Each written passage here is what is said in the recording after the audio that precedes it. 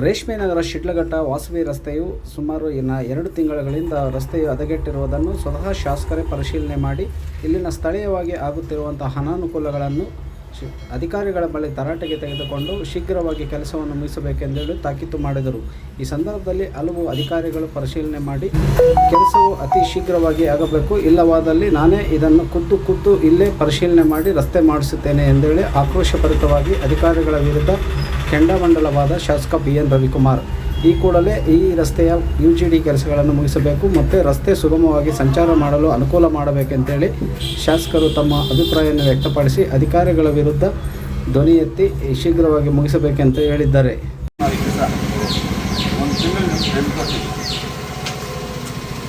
ಈಗ ಬಾಯಿಗೆ ಬಂದಂಗೆ ಈ ರೋಡಲ್ಲಿ ಜನ ನಮಗೆ ಮಾತಾಡ್ತಾರೆ. 1 ಕೋಟಿ ರೂಪಾಯಿ ಗ್ರ್ಯಾಂಟ್ ಕೊಟ್ಟಿದ್ದೀನಿ, ಇನ್ನೇನು ಕೆಲಸ ಮಾಡಬೇಕು ನಾನು ಯೋಚನೆ ಮಾಡ್ತೀನಿ. ಇರೋದು 380 ಮೀಟ್ರ್ ರೋಡು, ತಾಲೂಕಾಗ 126 ಕೋಟಿ ರೋಡಿಗೆ ಕೆಲಸ ಮಾಡಿಸ್ತಾ ಇದ್ದೀನಿ. ನನ್ನ ಸರ್ವಿಸ್ ಆಗಿದೆ. ಫಸ್ಟ್ 2 ವರ್ಷ ಆಗಿ ಪೂಜೆ ಮಾಡಿ ನಾನು ನಾಚಿಕೆ ಆಗ್ತದೆ. ಫೇಸ್ಬುಕ್ ವಾಟ್ಸಪ್ ತೆಗೆದು ನಮ್ಮನ್ನ ಯಾವ ಥರ ಮಾತಾಡ್ತಾರೆ. ಅವ್ರು ಬೇಚು ಮಾಡ್ಬೇಕಲ್ಲ. ಈಗ ಯಾರು ತಪ್ಪು ಅಂತೇಳಿ ನನ್ನ ತಪ್ಪೋ ಇಲ್ಲ ಚೀಫ್ ಆಫೀಸರ್ ತಪ್ಪೋ ಇಲ್ಲ WO ತಪ್ಪೋ ಯಾರು ತಪ್ಪು ಅಂತ ನಾವೆಲ್ಲ ಹೇಳ್ತೀವಿ.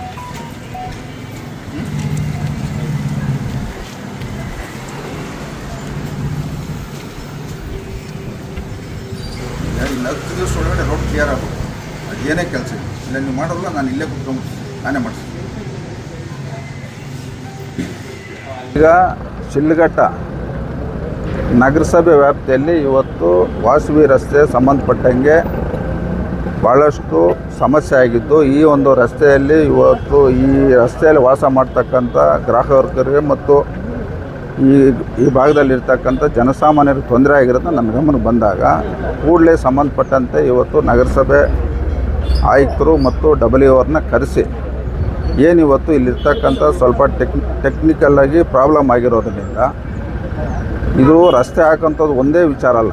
ಇದರಲ್ಲಿ UGD ಕೆಲಸ ಆಗ್ಬೋದು, ಅರ್ಬನ್ ಡಿಪಾರ್ಟ್ಮೆಂಟ್ ಅವ್ರದ್ದು ಕುಡಿಯೋ ನೀರು ಪೈಪ್ಲೈನ್ ಆಗ್ಬೋದು, ಇನ್ನು 2-3 ರೀತಿ ಇವತ್ತು ಇಲ್ಲಿ ಸಮಸ್ಯೆ ಇರೋದನ್ನ ಅವ್ರು ಗಮನ ತಂದಿದ್ದಾರೆ. ಕೂಡಲೇ ಇವತ್ತು ಇದನ್ನೆಲ್ಲ ಸಂಬಂಧಪಟ್ಟಂಥ ಇಲಾಖೆ ಅಧಿಕಾರಿಗಳಿಗೆ ಗಮನ ತಂದು ನಾಳೆಯಿಂದ ಈ ರಸ್ತೆ ಕೆಲಸ ಪ್ರಾರಂಭ ಮಾಡ್ತಾಯಿದ್ದೀರಿ.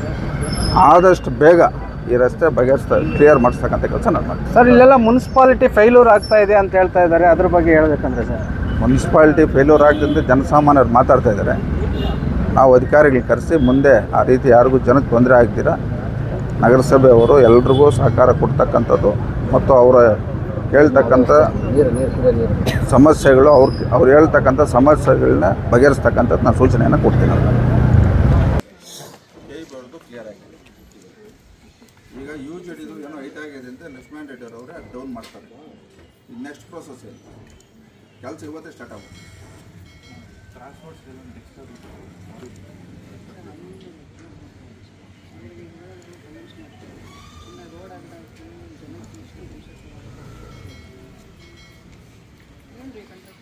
ಮೇಡಮ್ 36 ಲಕ್ಷ ಇದೆ.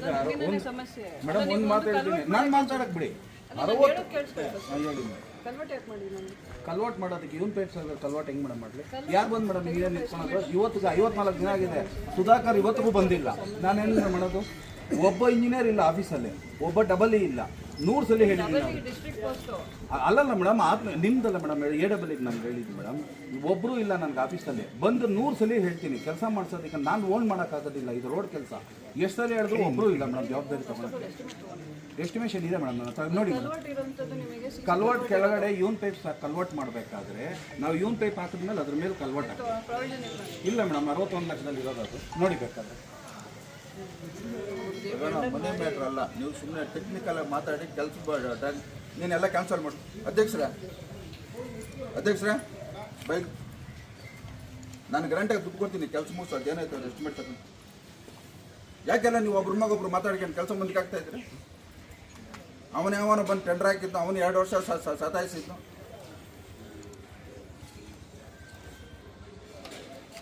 ಅದು ಕೊಡಪ್ಪ ಟೀಟರ್, ಅದು ಕ್ಯಾನ್ಸಲ್ ಮಾಡಪ್ಪ. ಏನು ಮಂಜಣ್ಣ, ಎಲ್ಲೋದು ಮಂಜಣ್ಣ? ಈಗ ಏನು ಮಾಡ್ತೀರಪ್ಪ? ಈಗ 54ನೇ ದಿವಸ ನಾನು ಬಂದೋಗಿಲ್ಲ. ಹೌದೌದು.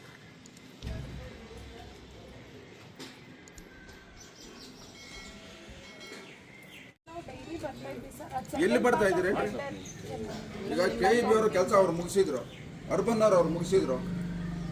ಫಸ್ಟ್ ಟೆಂಡರ್ ಅದು ಪ್ರಾಬ್ಲಮ್ ಆಗಿರೋದ್ರಿಂದ ಅದು ಕೆಲಸ ನಿಂತಿದೆ ಸರ್. ಅದು ಫೈನಲೈಸ್ ಮಾಡಿಕೊಂಡ್ರೆ ನಾವು ಮಾಡ್ಕೊಡ್ತೀವಿ ಮಾಡಿ ಅಂತ ಮೇಡಮ್. ಅದನ್ನ ಇದಕ್ಕೆ ಸರ್ ಹೇಳಿ ಮೇಡಮ್ನವರೇ, ನಾನು ಈ ಬರೋ ಕೂಡ DC ಅವ್ರನ್ನ ಮಾತಾಡ್ತೇನೆ. DC ಅವ್ರ ಗಮನಕ್ಕೆ ಈ ವಿಚಾರನೇ ಹೋಗಿಲ್ಲ ಸರ್. ನನ್ನ ಹತ್ರ ಯಾರು ಬಂದೇ ಇಲ್ಲ ಇದುವರೆಗೂ. ನಾನು ಹೇಳಿದ್ದೀನಿ ಸರ್, ಈ ಥರ ಆಗಿದೆ, ಅವನ್ಯಾರೋ ಟೆಂಡರ್ ಹಾಕಿದ್ದೆ ಮತ್ತು ಅವ್ನು ಮೊನ್ನೆ ಕ್ಯಾನ್ಸಲ್ ಆಗಿತ್ತು, ನೀವು ನಿರ್ಮಿತ ಕೇಂದ್ರ ಕೊಟ್ಟರೆ ಅದು ಈಸಿಯಾಗಿ ಸಾಲ್ವ್ ಆಗ್ತೈತೆ ಅಂತ ಹೇಳಿದೆ. ನಾನು ಹೇಳ್ಬಿಟ್ಟು ಆದಮೇಲೆ ಇದುವರೆಗೆ ಯಾರು ಫಾಲೋಅಪ್ ಮಾಡಿಲ್ಲ ಅದನ್ನ. ಸರ್ ಇದನ್ನು ನಾನೇ ತೊಗೊಂಡು ಹೋಗಿದ್ದೆ ಸರ್, ನಾನು ಸುಧಾಕರ್ ಇಬ್ಬರು ತೊಗೊಂಡು ಹೋಗಿದ್ವಿ. ನೀವು ಆರ್ಡ್ರ್ ತೊಗೊಂಡು ಬನ್ನಿ, ನಿರ್ಮಿತಿ ಕೇಂದ್ರ ಕೊಡೋಕ್ಕೆ ಆರ್ಡ್ರ್ ಇದ್ದರೆ ಕೊಡಿ ಅಂತ ಹೇಳಿದ್ರು. ನಾನು ವಾಪಸ್ ಬಂದಿದ್ದೆ ಸರ್. ಅಲ್ಲ ಮೇಡಮ್, ಈಗ ನಿರ್ಮಿತಿ ಕೇಂದ್ರದ ಆಲ್ರೆಡಿ ನಮ್ಮ ಟ್ಯಾಕ್ಸ್ ಶೆಡ್ ಇವೆಲ್ಲ ಮಾಡ್ತಾ ಇದ್ದೀರಲ್ಲ, ಈಗ ಅದನ್ನೆಲ್ಲ ತೋರಿಸ್ಬೋದಾಯ್ತಲ್ಲ. ಅಲ್ಲ, ಈ ಪ್ರಾಬ್ಲಮ್ ಈಗ ಇರೋದ್ರಿಂದ ಈಗ ನಿರ್ಮಿತಿ ಕೇಂದ್ರ ಕೊಡ್ಬೋದಾಗಿತ್ತಲ್ಲ. ಈಗ ನೀವು ಟೆಂಡರ್ ಕರೀತೀರಲ್ಲ, ಯಾವನೋ ಕುತ್ಕೊಂಡು ಆನ್ಲೈನಾಗ ಆಗ್ತಾನೆ ಅವ್ನು 20% 30% ಅಲ್ಲೇ ತಿರುಗಿ ಬಂತು ರಾಮಾಯಣ, ತಿರುಗಿ ಇನ್ನೊಂದು ವರ್ಷ ಮುಂದಕ್ಕೋತಾರೆ. ಬರೀ ಆಶ್ವಾಸನೆಗಳಲ್ಲೇ ನಮ್ಮ ಹೊಟ್ಟೆ ತುಂಬಿಸ್ಬಿಡ್ತಾ ಇದ್ದಾರೆ ಸರ್ ಎಲ್ಲ ಜನಗಳೆಲ್ಲ. ನಾವು ಖಂಡಿತ ಸರ್ ಇಷ್ಟು ಹೊಡೆತ ಬಿದ್ದುತ್ತೆ ಅಂತೇಳಿ ನಾವು ರಸ್ತೆ ಕೆಲಸಕ್ಕೆ ಯಾರನ್ನೂ ನಾವು ಕೇಳೋಕ್ಕೆ ಬಾಯಿ ಹಾಕ್ತಾ ಇರಲಿಲ್ಲ ಸರ್. ಖಂಡಿತ ಸರ್ ವ್ಯಾಪಾರ ಅಂತೂ 10% ಆಗ್ತಾ ಇದೆ ಸರ್, ಕಣ್ಣಲ್ಲಿ ನೀರು ಬರ್ತಾ ಇದೆ. ಅದನ್ನು ನಾವು ಈಗ ಈಗಲೇ ಮತ್ತು ಲಾಸ್ಟ್ 3-4 ಮಂತ್ಸಿಂದ ನಾವು ಅದನ್ನೇ ಹೇಳ್ತೀವಿ. ಐದು ಟೆಂಡರ್ ಅದು ಮಾಡಬೇಕು. ಅದಾಗೆ ಇಬ್ಬರು ಅದನ್ನು ಸರ್ ಅಡ್ಮಿನಿಸ್ಟ್ರೇಟರ್ ಇರೋದ್ರಿಂದ ಅವರಿಂದ ಪರ್ಮಿಷನ್ ತೊಗೊಬೇಕು. ಆಗಿರಲಿಲ್ಲ ಈಗ. ಅದು ಒಂದು ತಿಂಗಳಾಗಿದೆ ಸರ್. ನಾನೇ ಅವ್ರಿಗೆ ಕಮ್ಯುನಿಕೇಟ್ ಮಾಡಿದ್ದೀನಿ, ಕಮಿಷನರ್ ಅವ್ರಿಗೆ ಆರ್ಡ್ರನ್ನು ಕಮ್ಯುನಿಕೇಟ್ ಮಾಡಿದ್ದೀನಿ. ಆ್ಯಸ್ ಕಮಿಷನರ್ ಅವರು sir madam, let me clear this. ಅದನ್ನ ನಾವು DC ಅಡ್ಮಿನಿಸ್ಟ್ರೇಟರ್ ಇರೋದ್ರಿಂದ DC ಅವ್ರು ಪರ್ಮಿಷನ್ ಕೊಡಬೇಕು ಮೇಡಮ್. ನಾನೀಗ ನಾವು ಅದನ್ನ ಎನ್ಫೋರ್ಸ್ ಮಾಡೋಕ್ಕಾಗಲ್ಲ. ನಾನು ನಿಮಗೂ ನಾನು ಕಮ್ಯುನಿಕೇಟ್ ಮಾಡಿದ್ದೀನಿ. DC ಸರ್ ಆರ್ಡ್ರ್ ಕೇಳ್ತಾ ಇದ್ದಾರೆ ಅಂತ ಸರ್. ಅವ್ರು DC ಸರ್ ಆರ್ಡ್ರ್ ಇದ್ದರೆ 15 ಫೈನಾನ್ಸ್ ಕಮಿಷನ್ ಹೆಂಗೆ ಕೊಡ್ತೀರಿ ಅಂತ. ಅದಕ್ಕೆ ನಾನು ನಿಮ್ಗೆ ಹೇಳಿದ್ದು ಸರ್, ಇದು ಸ್ವಲ್ಪ ಪ್ರಾಬ್ಲಮ್ ಆಗಿದೆ ಅಂತ ಅಂದ್ಬಿಟ್ಟು. ಅದು ನಾವು ಏಕಾಏಕಿ ಕಳ್ಸೋಕ್ಕಾಗಲ್ಲ ಸರ್. ಈಗ ಅವ್ರು ಒಪ್ಕೋಬೇಕು ಸರ್ ಅಡ್ಮಿನಿಸ್ಟ್ರೇಟರ್ ಇರೋದ್ರಿಂದ. ನಾನು ಇವರು ಫೈಲ್ ತೊಗೊಂಡು ಹೋಗಿದ್ದೀನಿ. 15 ಫೈನಾನ್ಸ್ ಕಮಿಷನ್ ಅಂತ ನೀವು ನಿರ್ಮಿತಿ ಕೇಂದ್ರ ಕೊಡೋಕ್ಕೆ ಆರ್ಡರ್ ಎಲ್ಲಿರುತ್ತೆ? ಈಗ ಮೊನ್ನೆ ಟ್ಯಾಕ್ಸ್ ಶೆಡ್ ಕೊಟ್ಟದ್ದು ಯಾವುದು?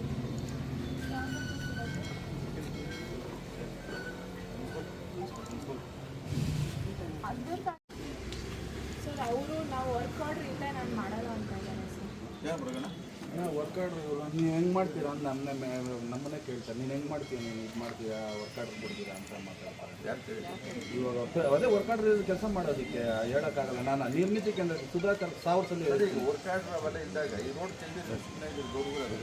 ಅದೇ ಇವಾಗ ವಾಟರ್ ಪೈಪ್ಲೈನ್ಸು ಅದು ಮಾಡಲೇಬೇಕಲ್ಲ. ನಾವು 30 ಲಕ್ಷ ಅದಕ್ಕೆ ಮಾಡಿದ್ದಾರೆ. ವಾಟರ್ ಪೈಪ್ಲೈನ್ ಆಗಿದೆ, UGD ಆಗಿದೆ, ಪೈಪ್ಲೈನ್ ಆಗಿದೆ. ನಿರ್ಮಿತಿ ಕೇಂದ್ರಕ್ಕೆ ಹಾಕ್ಬೇಕು, ಇಲ್ಲ ಟೆಂಡರ್ ಎರಡರಲ್ಲಿ ಒಂದು ಮುಗಿಸಾಕಿದ್ರೆ ಕೆಲಸ ಮುಗಿಸ್ಬೋದು ಮೇಡಮ್. ರೋಡ್ ನೋಟಿಸ್ ಕೊಡೋಕೆ ಹೇಳಿದೆ ಮೇಡಮ್, ಪೈಪ್ಲೈನ್ ಮಾಡಬೇಕು ಅಂದರೆ ರೋಡ್ ಕೀಳಲೇಬೇಕು ಮೇಡಮ್. ರೋಡ್ ಎಷ್ಟು ಗ್ಯಾಪ್ ಮೇಡಮ್, ಆ ಕಡೆ ಪೈಪ್ ನಡೆದಿದೆ, UGD ನಡೆದಿದೆ, ಎರಡೂ ಕಡೆ ಪೈಪ್ಲೈನ್ ಆಗಿದೆ ಮೇಡಮ್. ಆಯಿತು. ನಿಮ್ಗೆ ಎಷ್ಟಾಗಬೇಕಾಗಿತ್ತು ಅಷ್ಟೇ ಆಗಿಬೇಕಾಗಿತ್ತು. ಹಂಗಾಗಲ್ಲ, ಇರೋದೇ 16 ಅಡಿ ರೋಡ್ ಮೇಡಮ್. 16 ಅಡಿನಲ್ಲಿ ಎಲ್ಲನೂ ಮಾಡಲೇಬೇಕಲ್ವಾ? ಆಗಿಲೇ ಒಂದ್ಸಲಿ ಹಾಕಿದ್ಮೇಲೆ ಮೇಡಮ್. ಫಸ್ಟ್ ಆಫ್ ಆಲ್ ನಿಮ್ಗೆ ಇಂಟಿಮೇಷನ್ ಇದೆ, ನೀವು ನೋಟಿಸ್ ಕೊಟ್ಟರು ಅವ್ರಿಗೆ ಸರ್. ಇಲ್ಲಿ ಮುನ್ಸಿಪಲ್ ಫೇಲ್ಯೂರ್ ಜಾಸ್ತಿ ಇದೆ ಸರ್. ಇವರು ನೋಟಿಸ್ ಕೊಡಲ್ಲ, ಅವ್ರನ್ನ ಗಮನದಲ್ಲಿ ಇಟ್ಕೊಳ್ಳಲ್ಲ. ನಾವು ಎಷ್ಟು ಡೈರೆಕ್ಷನ್ಸ್ ಕೊಟ್ಟರು ಅದನ್ನು ಪಾಲಿಸಲ್ಲ.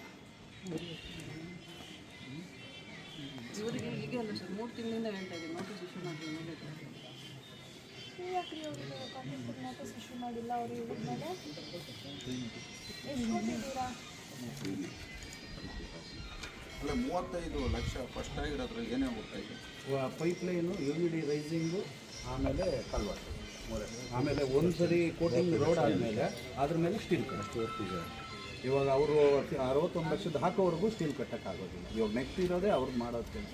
ಇವಾಗ ಅಷ್ಟು ವರ್ಕಿಗೆ 35 ಲಕ್ಷನ ಯಾವುದು ಅಲ್ಲ